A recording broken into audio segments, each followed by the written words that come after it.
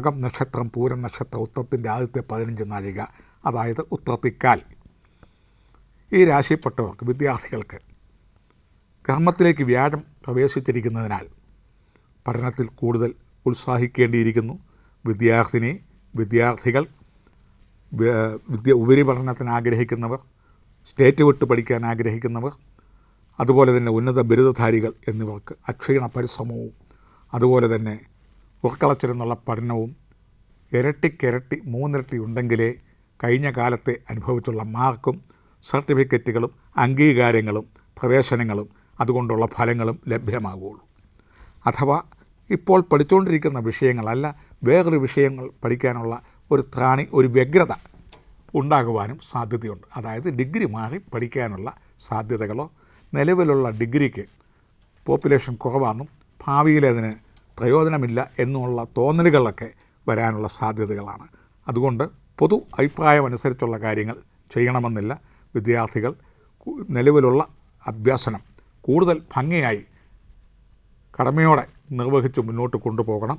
ഉദ്യോഗാർത്ഥികളെ സംബന്ധിച്ച് ജോലിക്ക് കുറച്ച് കാലം കൂടെ വെയിറ്റ് ചെയ്യേണ്ടതായിട്ട് വരികയോ, അസ്ഥിര ജോലി ലഭിക്കുകയോ അല്ലെങ്കിൽ പെർമനൻ്റ് ആകും എന്ന് പ്രതീക്ഷിക്കരുത്. കമ്പനിയുടെ വളർച്ച അനുസരിച്ചുള്ള സേവനം, വേതനം ഒക്കെ തരാം എന്നുള്ള നിഗമനത്തിൽ എത്തിച്ചേരുകയും അവ നടപ്പിൽ കൊണ്ടുപോകുകയും ചെയ്യുന്നതാണ്. അവിവാഹിതർക്ക് വിവാഹാദി മംഗളകർമ്മസിദ്ധിയും കാര്യങ്ങളും ഉണ്ടാവും. കുടുംബസ്ഥർക്ക് കർമ്മസ്ഥാനത്ത് വ്യാഴം സഞ്ചരിക്കുന്നതിനാൽ ഈ രാശിയിൽപ്പെട്ട കുടുംബനാഥനും കുടുംബനാഥയ്ക്കും പത്തിയടിക്കും, പൊത്തിലൊളിക്കും, പാത്ത് നടക്കും, പതുങ്ങി നടക്കും. പുത്രൻ്റെ ക്ലേശം പുത്രിക്ക് ദുഃഖം, ഭർത്താവിൻ്റെ ദുഃഖം ഭാര്യയുടെ ദുഃഖം, പൊന്നിൻ്റെ ദുഃഖം, പ്രതാപ ദുഃഖം, പൊതിയന ദുഃഖം. സ്ത്രീകളെ സംബന്ധിച്ച് പുത്രൻ, പുത്രി, ഭർത്താവ്, സ്വർണം, ധനം, ഈ വക കാരണങ്ങളാൽ ഹൃദയമൊട് കേണുവാണിടും. മനപ്രയാസം കൊണ്ട് വാക്കേറ്റങ്ങളും ബിഡായികളും പരസ്പരം വഴക്കും ഒക്കെ ഉണ്ടാകാനുള്ള സാധ്യത.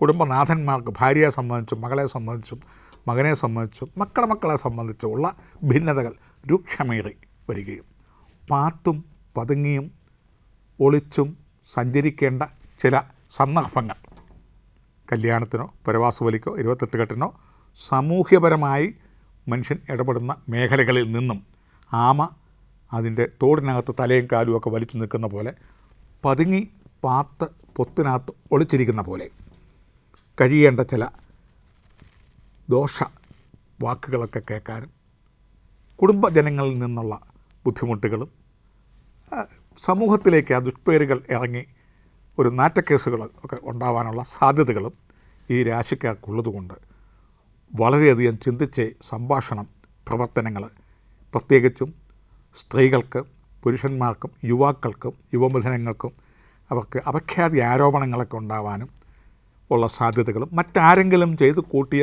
ദുഷ്കർമ്മത്തിൻ്റെ പേരിൽ അവഹേളനം ഉണ്ടാവാനും സാധ്യതയുണ്ട്. തൊഴിലിൽ വളരെ ശ്രദ്ധിച്ചില്ലെങ്കിൽ ശത്രുക്കൾ പൊങ്ങി വരും. അധികാരികൾ മാറി വരുന്നത് കൊണ്ട് അവനവൻ്റെ ഇഷ്ടപ്രകാരമുള്ള അധികാരികളായിരിക്കുകയില്ല ഈ വിഷു മുതൽ അടുത്ത വിഷു വരെ വന്നു ചേരുന്നത്. വ്യാഴാഴ്ച തോറും വിഷ്ണുവിങ്കൽ പാൽപ്പായസം, പുഷ്പാർച്ചനകൾ, സഹസ്രനാമാർച്ചനകൾ, പുരുഷസൂക്തം കൊണ്ടുള്ള അർച്ചനകൾ ഇത്യാദികളും, ശനി ഭഗവാന് നീരാഞ്ജനം, എള്ളുപായസം ഇത്യാദി വഴിപാടുകളൊക്കെ ചെയ്ത് മഴയത്ത് കുട പോലെ അല്ലെ വെയിലത്ത് കുട പോലെ ദോഷകാഠിന്യങ്ങൾ മാറ്റിക്കൊണ്ടു പോകാവുന്നതാണ്. ഉത്രട്ടാതി രേവതി നക്ഷത്രങ്ങളിൽ കൂടുതൽ ശ്രദ്ധിക്കണം ഈ രാശിക്കാർ. അതുപോലെ അസമയങ്ങളിലുള്ള സഞ്ചാരം, വാഹനയാത്ര, മദ്യപാനം, പുകവലി, മദ്യം, മയക്കുമരുന്ന് ഇവയൊക്കെ ഒന്ന് കുറച്ച് കൊണ്ടുവരണം, അത് ശീലിച്ചവർ. സ്ത്രീകളെ സംബന്ധിച്ചും അസമയത്തുള്ള യാത്രകൾ, എഗ്രിമെൻറ്റുകൾ, ഇങ്ങനെയുള്ള കാര്യങ്ങളിൽ പുനഃപരിശോധനകൾ വേണം. ബാങ്ക് ഉദ്യോഗസ്ഥന്മാർ അവരവരുടെ കാര്യങ്ങളിൽ വളരെയധികം ശ്രദ്ധ ചെലുത്തേണ്ടതാണ്.